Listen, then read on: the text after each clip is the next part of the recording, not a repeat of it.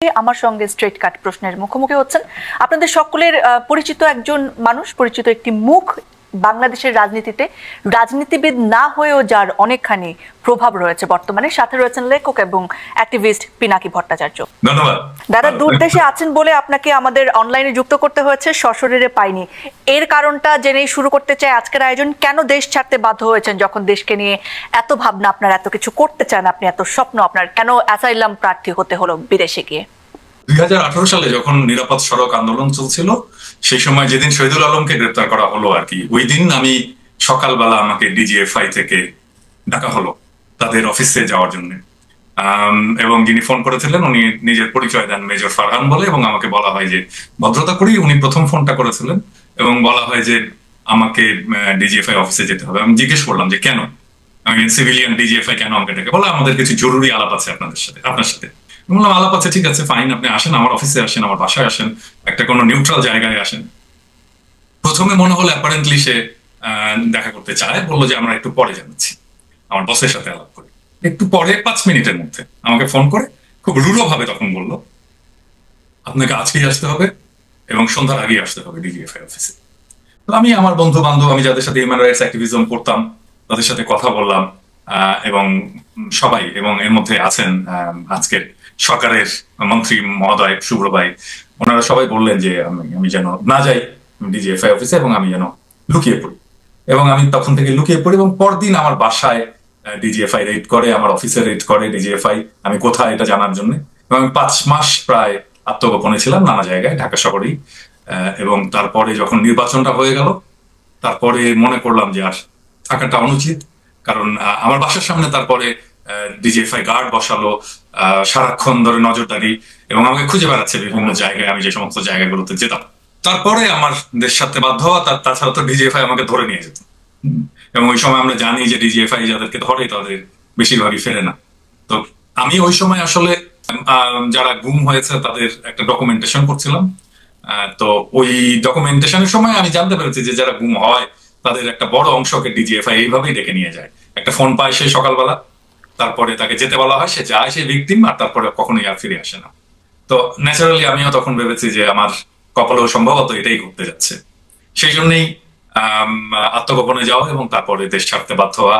আর ফ্রান্সের কারণ হচ্ছে যে আমি তখন একটা ফ্রেঞ্চ হিউম্যান রাইটস অর্গানাইজেশনের সাথে কাজ করতাম, তারাই আমার আসার ব্যবস্থাটা করে দেয়, ভিসা টিসা যা, এবং আমার এখানে রাজনৈতিক আশ্রয় পাওয়ার জন্য তারা সর্বতভাবে আমাকে সাহায্য করে। দাদা, আপনি অ্যাক্টিভিজম করেন এবং সোশ্যাল মিডিয়া তার অন্যতম মাধ্যম, আপনি কন্টেন্ট ক্রিয়েশন করেন। তবে আপনার কন্টেন্টের ভাষা অত্যন্ত আক্রমণাত্মক, অত্যন্ত অশ্রাব্য ভাষায় গালাগাল করেন আপনি মাঝে মাঝে। এই পন্থা আপনি কেন বেছে নিলেন, বা এই পোর্ট্রেটটা কেন আপনি করতে চাইলেন? এইটার কি কোনো বাজে প্রভাব আমাদের সোসাইটিতে পড়ে বলে আপনি মনে করেন না? প্রথম বিষয়টা হচ্ছে যে বুঝতে হবে যে বাংলাদেশের যে দুর্দশা, এই দুর্দশার জন্য দায়ী কারা? এই দুর্দশার জন্য দায়ী হচ্ছে বাংলাদেশের এলিটরা, যারা রাষ্ট্র ক্ষমতায় থাকে এবং যারা সোসাইটিকে নিয়ন্ত্রণ করে, সোসাইটিকে কন্ট্রোল করে, যারা শিক্ষিত মানুষ। এবং দেখেন, এরাই বাংলাদেশের সম্পদটাকে বিদেশে পাচার করে, এবং সেই কারণেই বাংলাদেশের এত দুর্দশা। আপনি যদি সাধারণ মানুষের কথা বলেন, তারা কখনোই বাংলাদেশের সম্পদ কোথাও পাচার করেনি, বরং বাইরে থেকে উপার্জন করে দেশে নিয়ে আসে। এবং এরাই সেই মানুষ যারা বাংলাদেশের ইকোনমিটাকে বাঁচিয়ে রাখছে। বাংলাদেশের এলিটরা ইকোনমিতে একটা ফুটা পয়সা কন্ট্রিবিউট করে। বাংলাদেশের ইকোনমিতে তারাই কন্ট্রিবিউট করে যারা মেশিন চালায় গার্মেন্টসে, যারা ঠেলা ঠেলে, যারা রিক্সা চালায়, যারা শ্রমিক হাতুড়ি পেটায়, যারা বিল্ডিং তৈরি করে, যারা বাস চালায়, যারা টেম্পো চালায়, খেতে ফসল ফলায়, তারাই হচ্ছে বাংলাদেশের ইকোনমিক চালিকা শক্তি। এবং এরা বাংলাদেশের ইকোনমিকে দাঁড় করে রাখছে। কিন্তু তাদের উৎপাদিত যে সম্পদ, সেই সম্পদটাকে চুরি করে পাচার করে কারা? এলিটেরা। এই এলিটদের ভয় 3টা: একটা সম্মান হারানোর ভয়, একটা মাইর খাওয়ার ভয়, আর একটা সম্পদ হারানো। তো আমি তো আর মারতে পারবো না তাদেরকে, তাই তাদেরকে গালি দিই। সম্মান হারানোর ভয়, অ্যাটলিস্ট এই গালির তোরে যেন তারা ঠিক থাকে।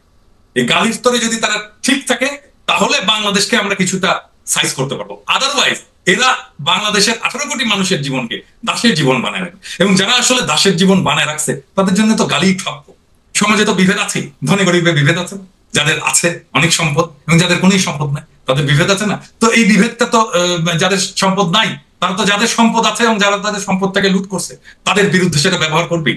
এবং এটাই আমার কমিউনিকেট করার রাস্তা, এটাই আমার জনগণের সাথে। মানে আপনি গালিকে নিজের অস্ত্র হিসেবে বেছে নিয়েছেন। এত গালি আপনি কোথায় শিখলেন সেও এক আশ্চর্য। নিশ্চয়ই আপনার কাছে কোনো অভিধান আছে।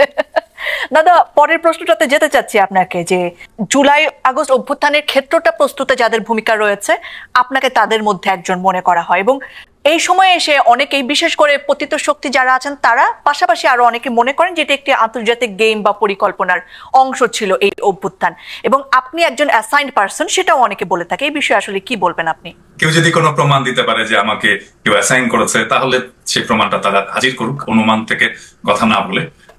আর আমার এই লড়াইটা তো আজকের না, দীর্ঘ সময়ের লড়াই, প্রায় দশকের বেশি সময়ের লড়াই, এবং এই লড়াইটা তো আমি কনসিস্টেন্টলি চালিয়ে গেছি প্রথম থেকে। এবং আমি শেখ হাসিনা সরকারের উৎখাত চাইছি, আমি ফ্যাসিবাদের বিলোপ চাইছি, এবং এই উৎখাতটা একটা বিপ্লবের মধ্যে দেওয়া হবে। এই বিপ্লবটা তৈরি করার জন্য আমি সারাক্ষণ চেষ্টা চালিয়ে গেছি, জনগণকে উদ্বুদ্ধ করেছি, সংগঠিত করেছি, তাদেরকে সাহস জুগাইছি। তারা যখন হতাশ হয়ে পড়ছে তখন তাদেরকে আশা জুগাইছি।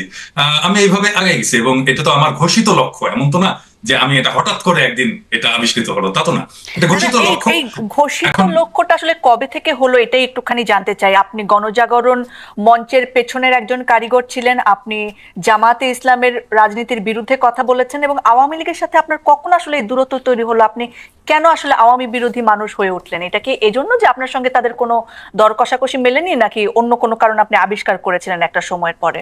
2013-তে 5ই মেতে যখন গণহত্যাটা হলো, হেফাজতের গণহত্যা কোনো আন্তর্জাতিক কোনো ইম্প্যাক্ট ফেলতে পারলো না, এবং এটাকে মানুষ অনেকে জাস্টিফাই করলো যে এটা ঠিকই আছে। যেমন ধরেন প্রথম আলো, ডেইলি স্টার, তারা এমন ভাবে বললো ফ্ল্যাশ আউট করা হয়েছে ঢাকাকে, মানে পরিষ্কার করা হয়েছে, মানে আমরা টয়লেট ফ্ল্যাশ আউট করি ঠিক এইরকম ভাবে, মানে আমরা এমন আবর্জনা সরিয়ে দিয়েছি। তো এটা আমার জন্য একটা শক ছিল যে এটা একটা জেনোসাইড, আমরা বুঝতে পারছি একটা জেনোসাইড, এবং এই জেনোসাইডটাকে অস্বীকার কেন করা হচ্ছে এবং এটার পেছনে কারণটা কি। এবং তারপর থেকেই আমি আবিষ্কার করতে শুরু করলাম যে বাংলাদেশের ভেতরে যে দীর্ঘ সময়ের ইতিহাসে একটা ডিপ ইসলামোফোবিয়া, ইসলাম বিদ্বেষ এবং বাংলাদেশ থেকে ইসলামকে নিশ্চিহ্ন করার একটা প্রক্রিয়া যেটা চলমান আছে, সেটা আমার কাছে আস্তে আস্তে এটা পরিষ্কার হতে শুরু করলো। আমি তখন সিবিবি করতাম, তো আওয়ামী লীগের সাথে সম্পর্ক মানে সিবিবির সাথে আওয়ামী লীগের যে সম্পর্ক, সেটাই আমার সাথে আওয়ামী লীগের সম্পর্ক ছিল। আওয়ামী লীগের বিরুদ্ধে কেন, আমি তো এখন বিএনপির বিরুদ্ধে বলি, তাই না? আমি আমার নিজের দল সিবিবির বিরুদ্ধে বলি, তাই না? মানে সিবিবির বিরুদ্ধে সবচেয়ে বড় ক্রিটিক তো আমি। তো এটা না যে আমি এক সময় একজনের সাথে লড়াই সংগ্রাম করেছি এবং সেই জন্য একজনের এক সময় আমার রাজনৈতিক এলাই ছিল, সেই জন্য আমার শেষ চিরজীবন আমার রাজনৈতিক এলাই থাকবে। যদি তাই হতো তাহলে বাংলাদেশের জন্ম হতো না, কারণ শেখ মুজিব তো মুসলিম লীগের কর্মী ছিল, তাই না? পাকিস্তান আন্দোলনের নেতা ছিল শেখ মুজিব, ছাত্র নেতা ছিল। তো তাহলে সেই শেখ মুজিব পাকিস্তান ভাঙবে কেন, তাই না? তাহলে তো একই জিনিস হয়ে গেল।